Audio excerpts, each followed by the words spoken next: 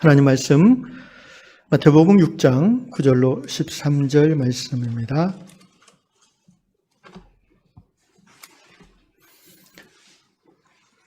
제가 한 절, 여러분이 한 절 교독하겠습니다.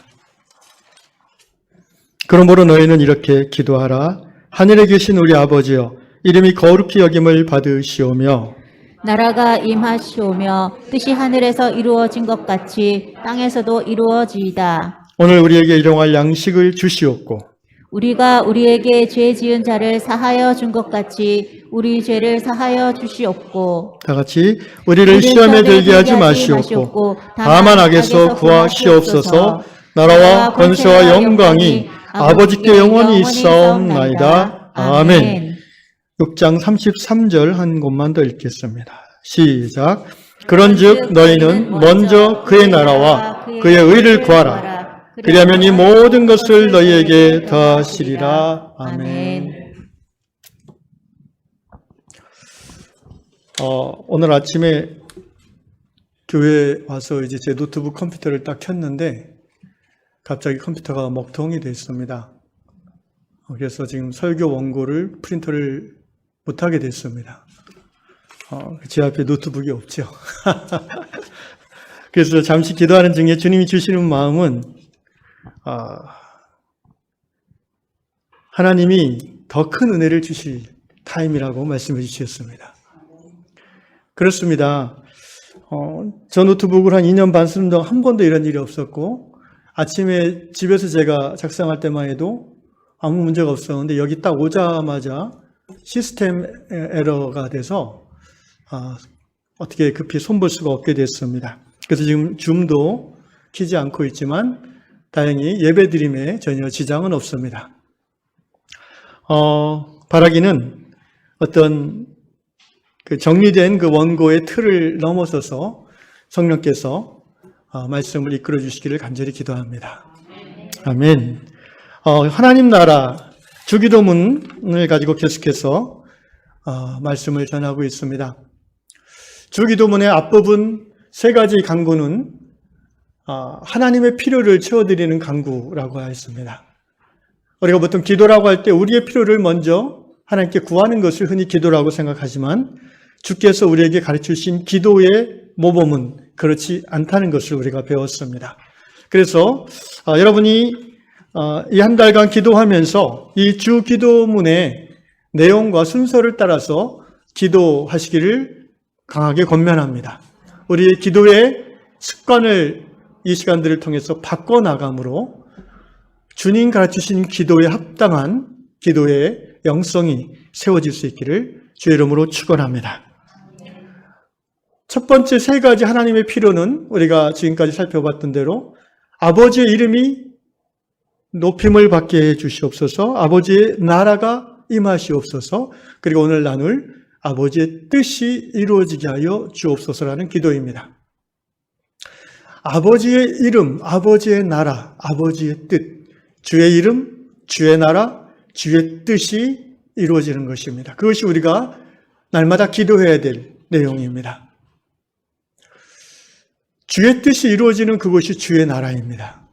이 세 가지 제목은 순환적으로 연결되어 있습니다. 그리고 주님의 나라가 임하는 곳에 주의 이름이 높임을 받으실 줄로 믿습니다. 역으로 말하면 주의 이름이 높임, 그 예수의 이름이 인정받고 높임을 받는 그곳에 예수의 통치, 예수의 다스림이 임할 것이며 예수의 다스림 받는 그 사람, 그 가정, 그 사회, 그 나라의 정치, 경제, 문화, 그 모든 영역 속에 주님의 뜻, 예수님의 뜻이 이루어지는 줄로 믿습니다. 그래서 한마디로 주님의 이 주기도문의 전체 핵심 주제어는 하나님의 나라입니다. 저 죽어서 가는 그 천국을 포함하는 더 깊고 넓은 개념이라고 누차 말씀을 드렸습니다. 염려되는 바는 제가 한 10번 말씀을 드렸지만 여러분이 지난 신앙생활을 하는 동안 수백 번 들었기 때문에 죽어서 가는 곳이라고 이게 바뀔지 모르겠습니다. 여러분, 이 개념이 바뀌시기를 날마다 기도하시기 바랍니다. 학습 효과 면에서는 이전에 천국, 하나님 나라, 죽어가는 곳이라고 각인된 것이 굉장히 더 많이 남아있어요, 아직도. 그래서 이것이 의지적으로 계속해서 내 안에 새겨져야 됩니다. 하나님 나라는 내가 죽어가는 곳이라는 개념보다 훨씬 더 많이 나오는 성경의 개념이 뭐다? 그 나라가 이 땅에 오는 거다. Your kingdom, 당신의 왕국이 come, 임하소서. 영어로 일형식 문장입니다. 당신의 나라가 임하소서. 어디에? 이 땅에, 이 세계에, 오늘 나의 인생에, 나의 삶에, 나의 가정에, 우리 교회의 이 사회 구석구석에. 그래서 지난주에 제가 영역 선교라는 개념을 말씀드렸어요. 미전도 지역에서 복음을 전하는 것이 선교지만 타문화권이죠. 그러나 오늘 우리가 살고 있는 이 나라 이 민족에 보이지 않는 그러나 실존하는 정치의 영역, 경제의 영역, 문화의 영역, 이런 모든 영역 속에 하나님의 다스림이 임하는 것이 바로 하나님 나라가 임하는 것입니다. 아멘. 특별히 오늘 우리 시대의 타락한 문화 속에 하나님의 나라가 임하기를 날마다 기도하시기를 주의 이름으로 축원합니다. 그것이 우리의 자녀들을 지킬 수 있는, 우리가 할 수 있는 강력한 기도입니다.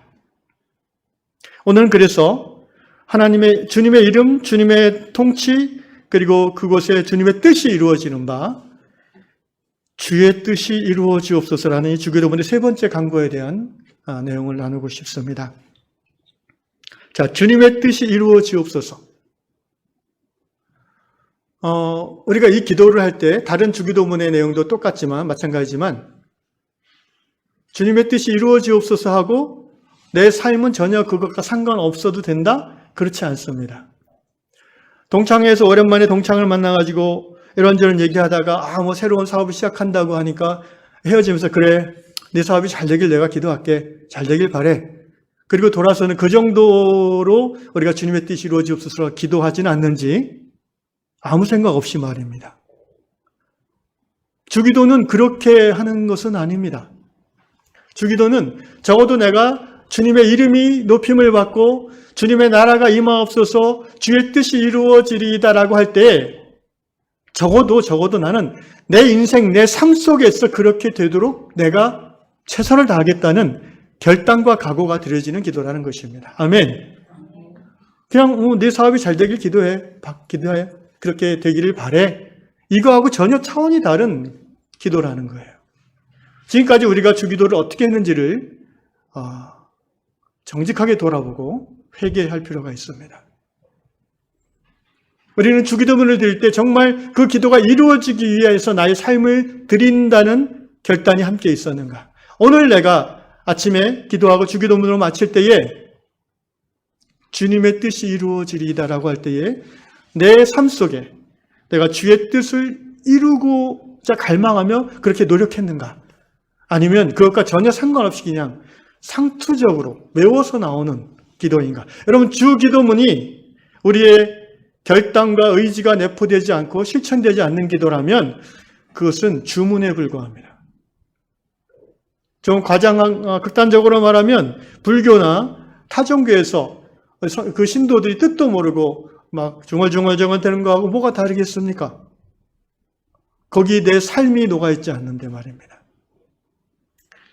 그러므로 우리가 주의 뜻이 이루어지리이다 기도할 때에는 적어도 내가 오늘 하루 내가 일하는 일터에서, 우리 가정에서, 그리고 내 개인 생활 속에서, 내 시간 속에서, 내가 돈 쓰고 돈 벌고 하는 그 모든 것 속에서 주님의 뜻이 뭔지를 생각하고 그것을 내가 이루겠다라는 결단이 함께 드려야 될 줄로 믿습니다.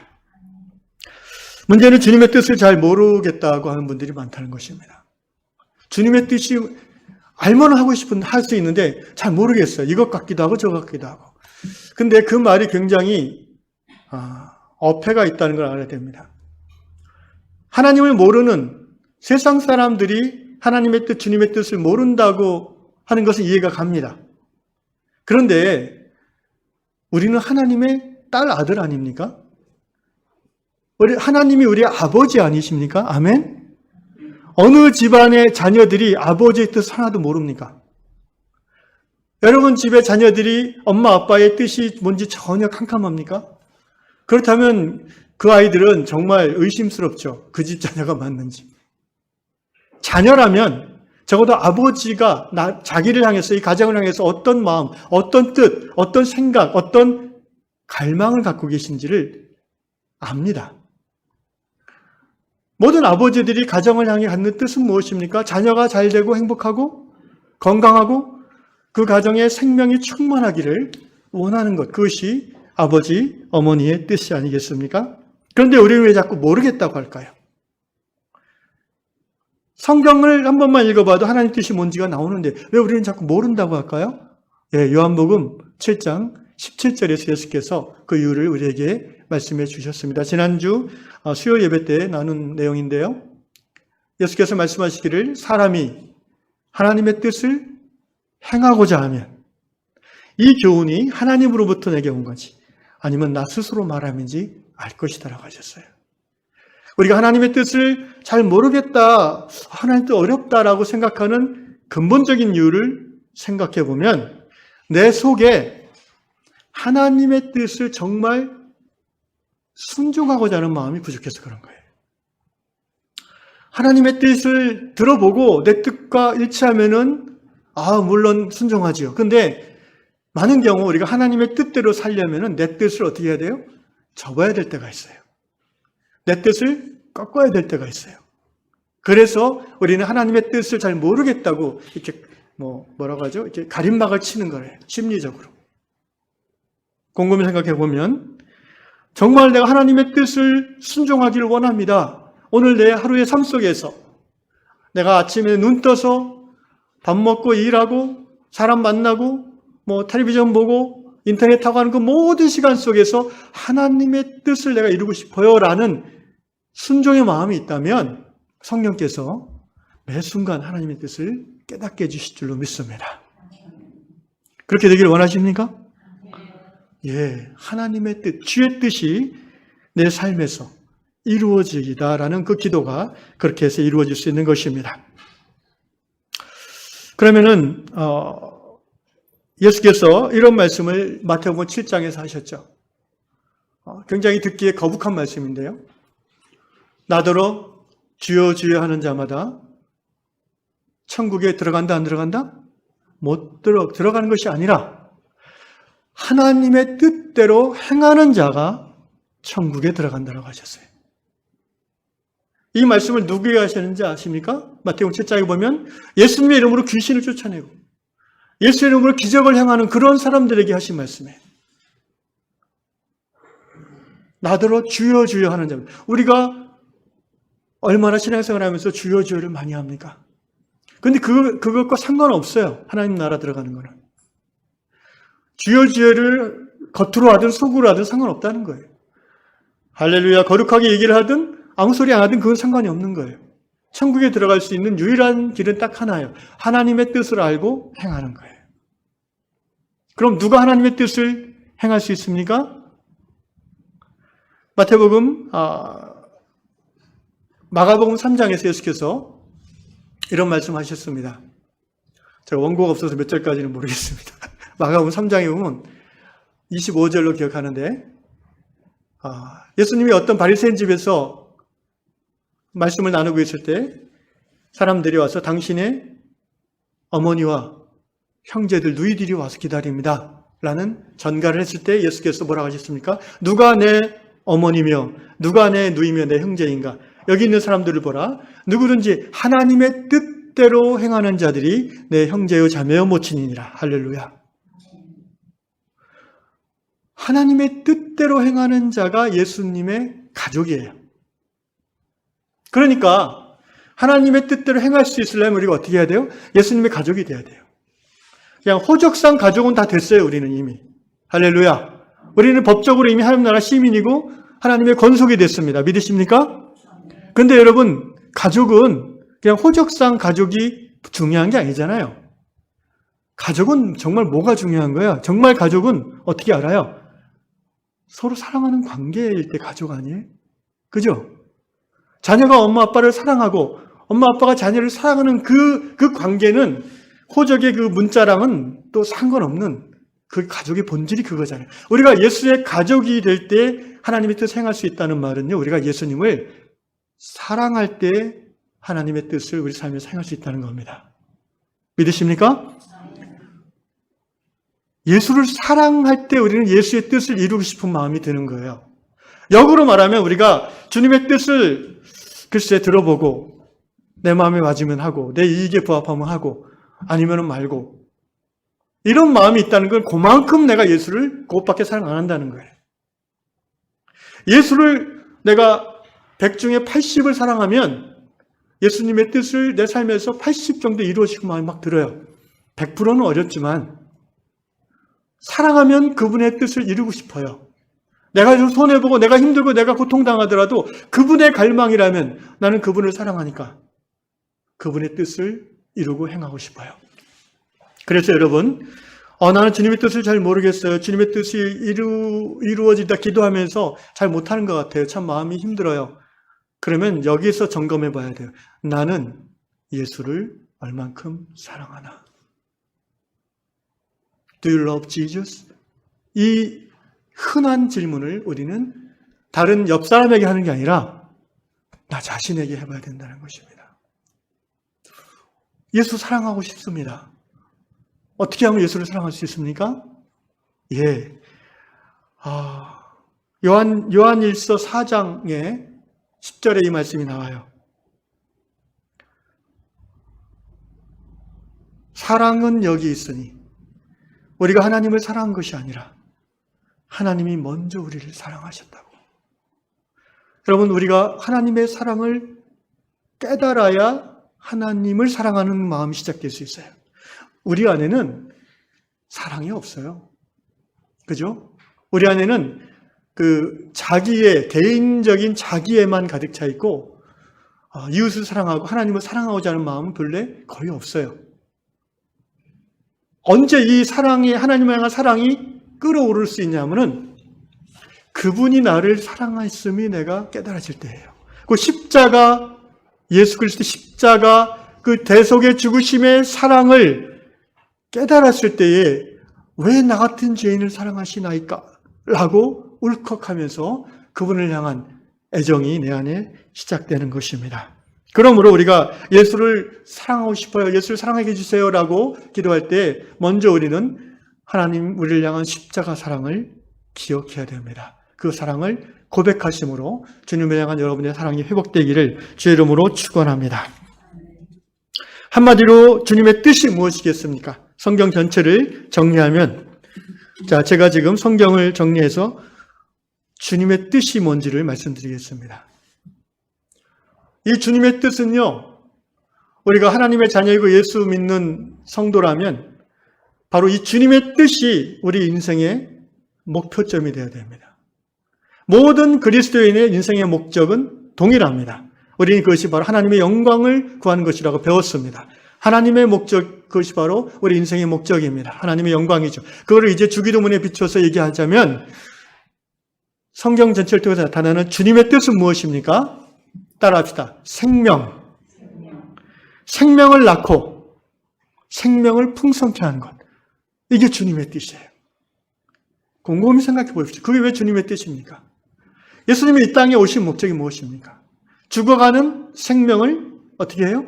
살려서 새로 거듭나게 하시고자 오시지 않았습니까? 바로 저와 여러분이 죄와 사망으로 죽어가고 있을 때에 하나님께서 독생자 예수 그리스도를 땅에 보내시고 사람으로 오신 그 하나님께서 당신의 생명을 십자가에 못 박으심으로 우리를 향한 하나님의 공의 죄값을 치러주셨고요. 그것을 마음으로 믿고 일부 시인할 때에 죽어있던 우리의 영이, 우리의 생명이 살아나는 거예요.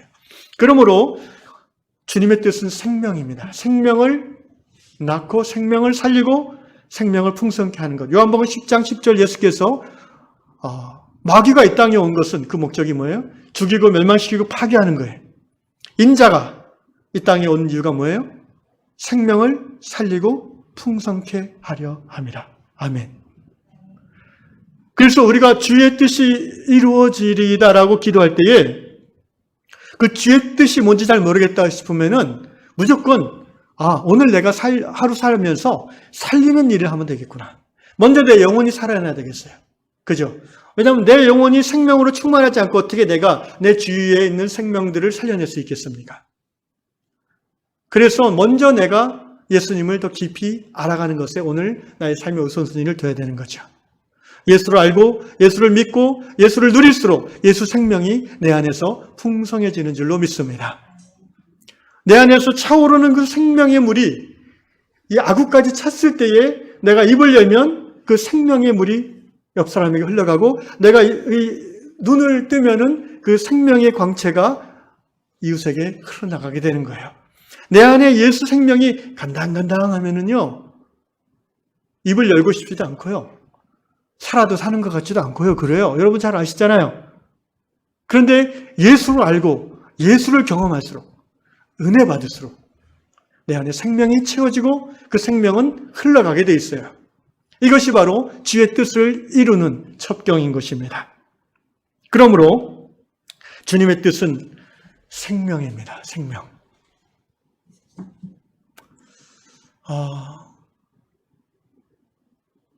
우리가 하루가 주님의 뜻이 우리 일상 가운데 이루어지는 것이 하나님의 뜻이죠.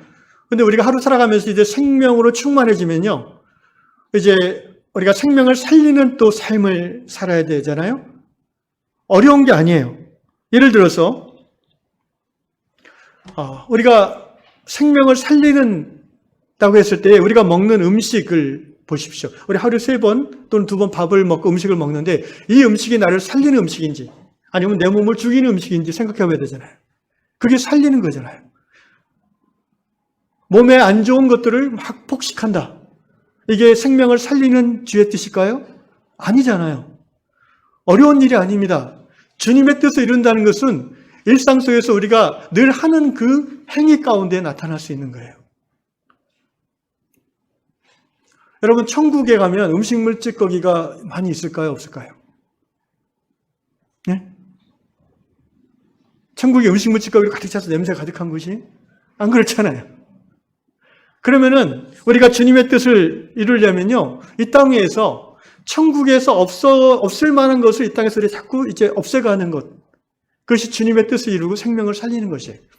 음식물을 조금이라도 남기지 않고 가능한 절제하는 마음으로 먹고 자기 몸에 좋은 것을 먹고 음식을 남기지 않는 것, 이것이 바로 주의 뜻을 이루는 겁니다. 뭐 그렇게 크고 엄청난 게 아니에요.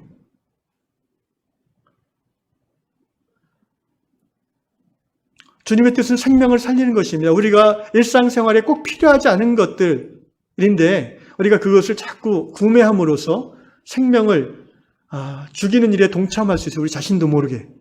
무슨 말인지 아세요? 여러분, 밍크코트 이런 거 있잖아요. 여우 목도리 이런 거. 그런 거 가능하면 크리스찬으로서 하지 않는 게 좋습니다. 왜냐하면 그 과정을 몰라서 이제 예쁘고 그러니까 좀 비싸도 사서 하시는데 그 과정을 여러분 조금만 인터넷에 찾아보세요.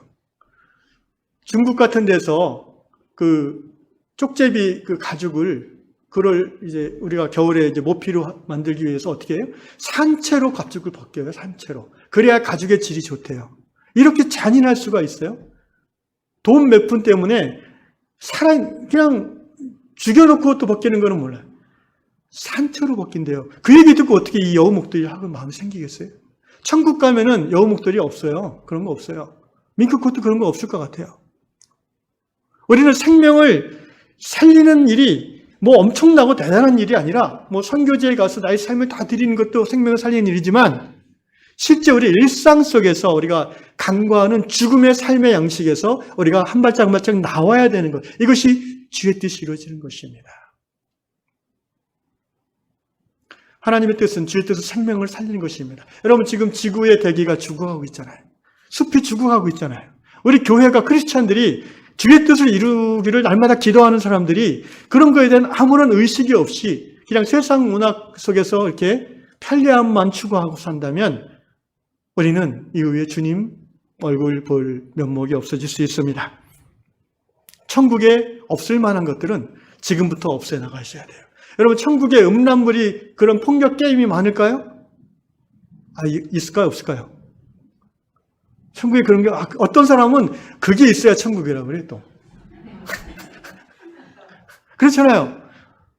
천국에 가면은 맛있는 음식이 가득하고 미인들이 막 대접을 해주고 뭐 몸 이런 미남들이 옆에서 해주고 그거는 성경이 말하는 천국이 아니라 자기의 욕망을 투사하는 유토피아예요. 유토피아의 뜻이 뭔지 아세요? 그 라틴어로? 유라는 말은 없다라는 말이고 토피아라는 말은 장소라는 말이에요. 무슨 말이에요? 유토피아라는 말은 없는 장소라는 거예요. 그냥 지 욕망 속에 있는 거예요. 상상 속에. 여러분, 성경이 말하는 천국과 자꾸 세상적인 그런 유토피아를 막 섞어서 크리스찬들이 천국 가면은 뭐 옛날 부흥사님들이 이상한 소리 했잖아요. 막 여기서 뭐 이렇게 헌금 많이 한 사람은 천국 가서 뭐 큰 빌라 살고 그런 얘기 들어보셨어요? 어렸을 때? 저도 청년 때 그런 거 듣고 좀 기분이 이상해서 그럼 천국에서도 비닉빈 부익부가 심화되나? 뭐 이런 생각을 하고 그렇잖아요. 이 땅에서 막 그 봉사 열심히 하는 사람은 천국 가면은 뭐 화려한 옷을 입고 안 그런 사람은 뭐 그런 거는 지 욕망을 투사한 거예요. 유토피아에 나오는 얘기지 성경이 말하는 천국은 그런 개념이 아니에요. 천국은요, 물론 먹을 것이 있을 수 있고요. 맛있는 것들이 있을 수 있다고 생각해요. 그런데 천국은 그 맛있는 것을 지 혼자 다 끌어다 놓고 옆 사람은 굶어가는데 막 먹고 버리는 그런 이 세상 같은 천국이 아니죠. 천국은 어떤 천국이에요? 나눠 먹는 것이죠. 그래서 우리가 이 땅에서 천국을 선취할 수 있어요. 주님의 뜻을 이루어가는 자는 어떻게 해요? 내가 움켜쥐는 것들을 이웃과 나누면 그게 천국인 거예요. 할렐루야. 주님의 뜻을 이룬다는 것은 뭐 대단하고 엄청난 것이 아니에요. 이미 우리가 상식 수준에서 성경을 조금이라도 알고 하나님을 아는 사람은 알고 실천할 수 있는 부분입니다. 그렇게 주님의 뜻을 이루기 위해서요, 우리가 이제 한 가지 해야 될 게 있어요. 그건 뭐냐면은 항상 주님의 뜻과 나의 뜻이 일치하지 않는 게 오늘 현실의 삶이거든요. 그죠? 그래서 우리가 기억해야 될 것은 수시로 점검해 봐야 돼요. 지금 내 인생의 목표가 주의 뜻에 맞춰져 있는가? 포커싱 되어 있는가? 예수에게. 또 하나, 리얼라이먼트라고 영어로 표현하는데 재정렬을 해야 돼요. 자동차 그 바퀴 그 공업사 가면은 리얼라이먼트라고 해서 바퀴 축이 이렇게 방향이 휘어지지 않나 이렇게 보는 그 검사가 있잖아요. 마찬가지로 우리가 인생의 지금 방향이 나는 마을은 주의 뜻을 이루고 싶고 이 땅에서 하나님의 뜻을 살고 싶은데 내 인생의 방향이 지금 그 하나님의 뜻, 주의 뜻에 맞춰져 있는가를 수시로 체크해 봐야 돼요. 왜냐하면 세상이 우리를 자꾸 방향을 이렇게 바꿔요. 우리의 욕망을 부추겨서 세상이 자꾸 우리를 옆으로 가게 해요. 그래서 우리는 수시로 이걸 체크해 봐야 되는데 어떻게 체크해 봅니까? 말씀과 기도 가운데 이걸 체크해 봐야 돼요. 대충 뭐 교회 생활하며 살다가 하나님 옆에 갈 때쯤 돼서 이 길이 아닌가벼? 이러면 이게 큰일 나는 거예요. 이거는 우리가 힘이 있을 때, 지력이 있을 때 치매 오기 전에 방향을 매 순간 체크해 봐야 돼요. 나는 지금 주의 뜻을 향해서 내 인생이 가고 있는지 바른 길로 아니면 지금 샛길로 들어서 헤매고 있는지. 이렇게 하나님의 뜻에 인생의 목적을 맞추고 주님의 뜻이 이루어지는 삶을 사는 자는 복받는 삶을 살게 될 줄로 믿습니다. 신구약 성경 내내 강조하는 하나님의 말씀이 뭐예요? 너희가 내 말에 순종하면 복을 받고 할렐루야. 거역하면 저주받는 거잖아요. 이 구약적 개념이지만 여전히 신약에서도 그 베이스는 똑같은 거예요. 우리가 하나님의 뜻, 하나님의 말씀에 순종해서 살려고 발버둥 치면 복을 받는 거예요. 그러니까 우리 생각에는 자꾸 세속화된 우리의 마인드는 하나님의 뜻대로 살면 손해보고 세상 복을 못 누린다고 생각하는데 그렇지 않아요. 하나님이 주시는 복이 얼마나 깊고 놀라운데요. 제 얘기는 많이 했으니까 제 친구 얘기를 하나 소개하고 싶어요. 저희 교회에서 캄보디아에서 사역하는 우리 김준성 교사님 사역을 후원하고 있는데 지난주에 지난주 얘기했던가요? 김준성 교사님이 이제 의사였거든요. 공중보건 일을 마치고 결혼해서 이제 아들 하나 있는 상태에서 이분이 전주에 있는 어떤 교회에서 파송받아서 이제 예수전도단 선교사로 가기로 결정을 했어요. 그러니까 한국에서 의사 생활을 포기하고 그냥 아무도 아는 사람 없는 호주 YMBS로 가서 이제 선교사로 살아가기 시작하겠다 결단한 거예요, 부부가. 그래서 이제 파송 전날 이제 그 후원 편지를 한 100통을 써놓은 거를 이제 점검하는데, 왜냐하면 후원 편지를 보통 보내고 가잖아요, 선교사들이. 그래야 가서 또 처자식하고 먹고 살면서 주의 일을 할 텐데, 그런데 이것을 점검하는 중에 하나님께서 이 형제, 이 김준 형제에게 뭐라 하시냐면은, 너 그거 꼭 보내야 되겠니? 이렇게 말씀하셨대요. 그 말이 들리는 순간 이 형제의 마음이 막 무거운 돌이 하나 툭 떨어지는 느낌이었대요. 무슨 의미인지 금방 알아들은 거죠. 네가 선교사로 예수의 이름을 증거하러 가는데 예수를 믿고 가는 거냐, 아니면 사람들의 후원금을 믿고 가는 거냐 라는 그 아주 근본적인 펀더멘탈릭한 그 도전이 오는 거예요, 지금. 그래서 갈등하고 밤새 기도하다가 하나님 앞에서 항복하고 편지를 다 찢어버렸답니다. 그리고 하나님 앞에 이렇게 형제가 기도했대요. 하나님, 제가 낭떠러지에서 이제 낙하산 없이 그냥 뛰어내릴 겁니다. 하나님, 당신이 우리를 받아주지 않으면 우리 가족은 죽을 수도 있습니다. 그렇게 하고 선교지로 떠났고요. 30년이 됐어요. 20년 정도는 호주에서 했고, 이제 한 9년 정도 이제 캄보디아에서 선교로 살고 있는데, 선교사로. 인생의 큰 방향을 선교로 뒀지만, 그 방향을 향해 나아가는 매일의 삶 속에서, 매년의 계획 속에서 우리는 주의 뜻을 체크하고, 주의 뜻을 점검하고, 거기에 맞춰서, 내 뜻은 뭐예요? 뭐 후원금 받는 거 당연한 거 아니에요? 하나님의 일을 하는 자가 사례를 받는 거 당연한 거 아니에요? 그런데 사람마다 하나님의 뜻이 또 다를 수가 있다는 거예요. 그 형제에게 하나님이 주시는 마음은, 너는 돈을 의지하고 선교하냐? 아니면 예수를 의지하고 선교하러 가냐? 믿음의 도전을 주는 거예요. 페이스 미션 하라는 거예요. 믿음으로만 선교하라는 거예요. 형제는 거기에 하나님 앞에 자기의 뜻을 꺾고 주의 뜻을 순종했어요. 그리고 그 방식으로 지금까지 30년을 살았어요. 물론 풍족하게 살지는 못했어요. 그런데 놀라운 건 그 자녀들이 얼마나 복을 받았는지 몰라요. 아들 삼형제가 너무나 반듯한 하나님의 사람들이 됐어요. 큰아들은 지금 바리스타를 교육하는 회사에서 일하고 있고요. 둘째 아들은 응급의료 전문의가 돼서 호주에서 의사로 일하고 있고, 셋째 아들도 지금 의대 공부하고 있고요. 아버지가 의사라든지 다 의대를 많이 가는데, 어쨌든 의대가 중요하다기보다는 그 아이들이 하나님 앞에서 자신의 부르심을 듣고 그 길을 향해서 가는 거예요. 여러분, 이 이상 축복이 어디 있겠어요? 할렐루야. 좀 더 큰 집에 살고 큰 차 몰고 뭐 맛있는 거 더 먹고 이런 것이 복돼요? 아니면 여러분 자녀가 하나님 안에서 반듯하게 성장하는 게 복돼요? 둘 다 있으면 좋겠죠. 그렇지만 분명한 것은요, 주의 뜻의 인생의 목표를 삼고 날마다 그것을 향해서 자기 뜻을 꺾어가면서 주의 뜻을 순종하고자 하는 자는 하나님 주시는 놀라운 축복을 누린다는 거예요. 우리 유양 성도 모두가 하나님 주시는 이 축복을, 주의 뜻을 이루는 가운데 누리시기를 주의 이름으로 축원합니다. 그렇게 사는 중에 우리가 인생이 이제 마무리돼요. 어떤 사람은 이제 젊었을 때 하나님 앞에 갈 수도 있고, 어떤 사람은 뭐 한 50대 갈 수도 있고, 어떤 사람은 7, 80대 뭐 백수 살 수도 있고요. 세상 마인드는 어때요? 최소 90세는 살아야죠. 뭐 이러면서 요새는 90 정도가 적당한 것 같아. 뭐 이러고 다들 100세 살 꿈을 꿈고 있어요. 근데 그건 말 그대로 꿈이죠. 그죠? 몇 살까지 살지는 누가 알아요? 하나님만 아시는 거죠. 그분이 이제 됐다 오라 하시면은 아멘하고 가는 게 성도의 모습이 될 줄로 믿습니다. 그런데 이제 어떤 경우는 이제 젊은 나이에 가게 될 수 있어요. 하나님의 뜻은, 주님의 뜻은 뭐라고 했죠? 생명을 선택하는 거라고 했죠.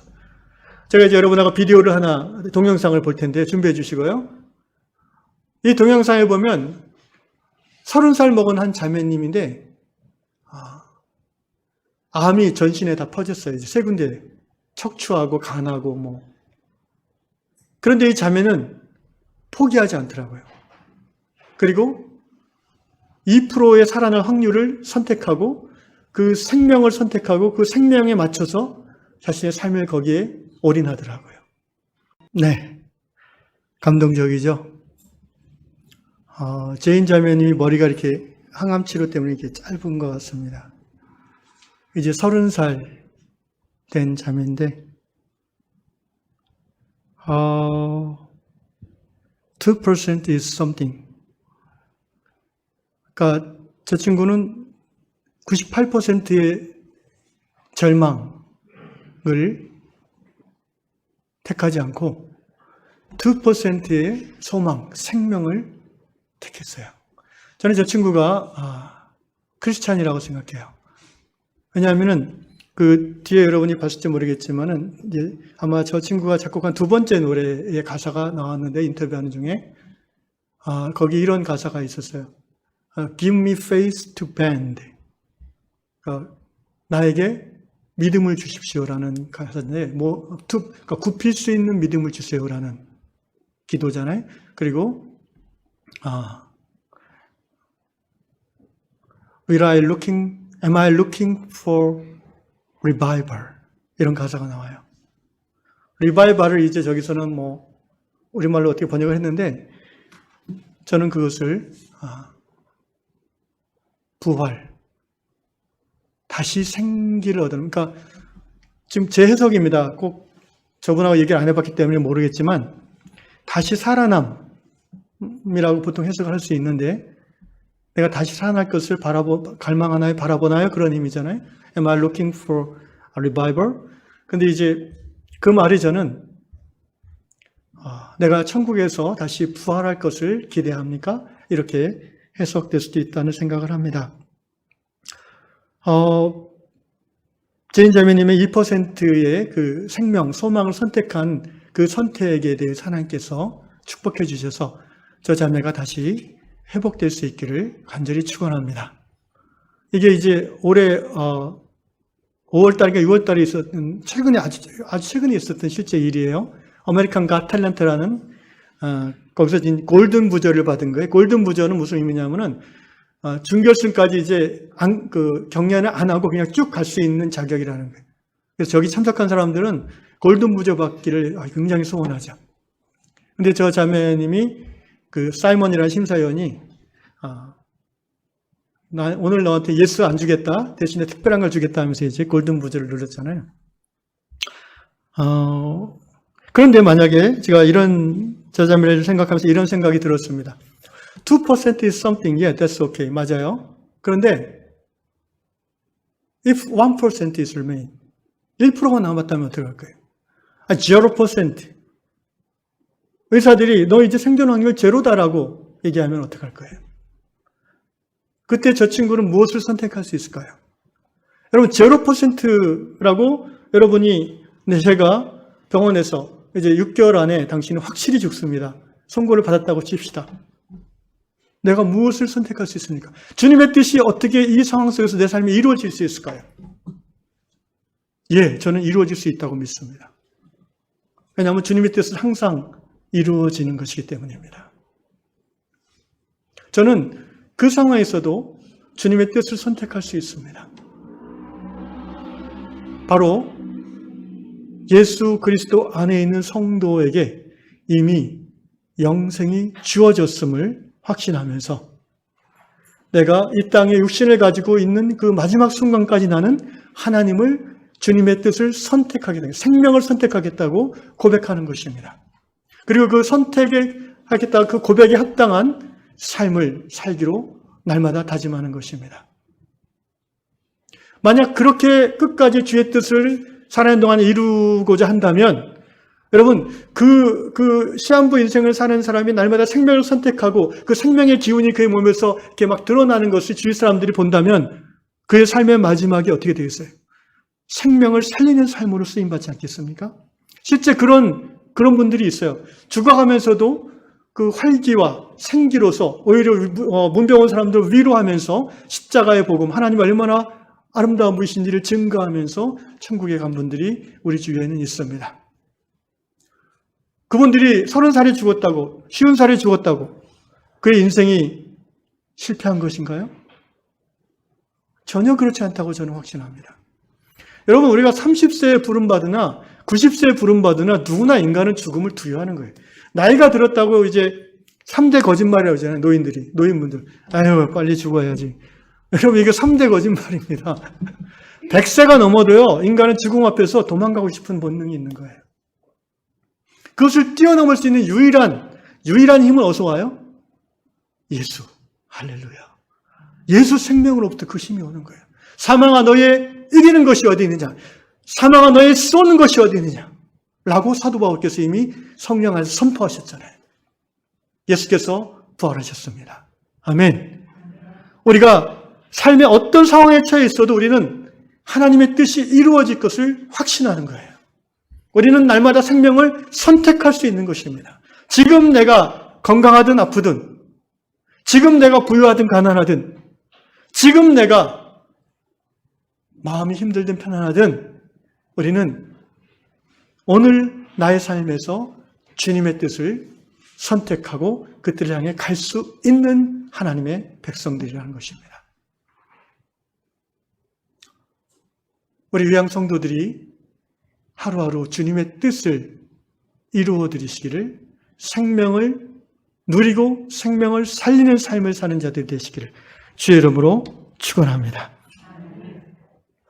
그렇습니다. 이것을 가리켜서 우리는 레디컬 옵티미즘이라는 말을 씁니다. 그러니까 극단적인 낙관주의라고. 아까 이 제인이라는 친구가 얼마나 낙관적입니까? 2%의 98%가 자기를 시커멓게 둘러싸고 있는데 거기서 이 2%의 빛이 있는데 이 친구는 어둠에 먹히기를 선택하지 않고 자기의 의지로 그 작은 2%의 빛을 선택한 거예요. 그리고 그 선택에 의거해서 이 친구는 어떻게 했어요? 자기가 잘하는 걸로 생명을 계속해서 누리고 있어요. 저런 AGT에 출연했고 자기의 그 심혈을 기울여서 만든 곡과 노래로서 사람들에게 인정받고 사람들에게 소망을 주고 감동을 주고 그리고 하나님 주시는 골든 부제의 축복을 누리고 저 친구가 결승까지 갈지 안 갈지는 저는 모르겠습니다. 그러나 그것은 중요하지 않다고 생각해요. 마지막 순간까지 우리가 생명을 선택할 수 있다면 주님의 뜻을 실천할 수 있다면 우리의 인생은 복된 인생입니다. 여러분 예수님도 그렇게 사시지 않았습니까? 마태복음 26장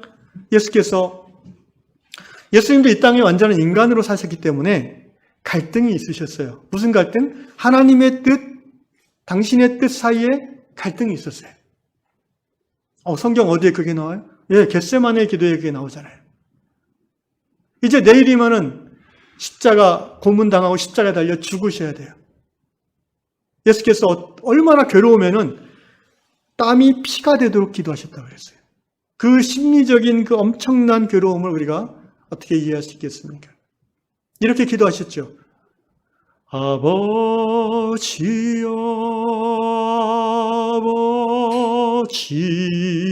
아버지여, 전능하신 아버지여,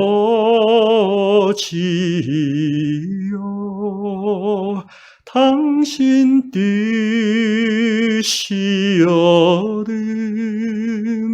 당신 뜻이여든 이 잔을 내게서 옮기옵소서. 그러나 아버지여 나의 원대로 마옵시고 아버지의 뜻대로 되기를 원하나이다. 예수께서 이렇게 기도하시고 그 삶의 마지막까지 하나님의 뜻을 이루시기로 결정하고 당신의 생명을 내어주음으로 말미암아 모든 죄와 사망 가운데 죽어가는 만민에게 새로운 생명을 주시기를 결정하셨고 그렇게 죽으셨습니다. 놀라운 것은 그가 죽으심으로 그는 부활하셨습니다. 그가 죽으심으로 우리 모두가 부활하게 되었습니다. 기도합시다.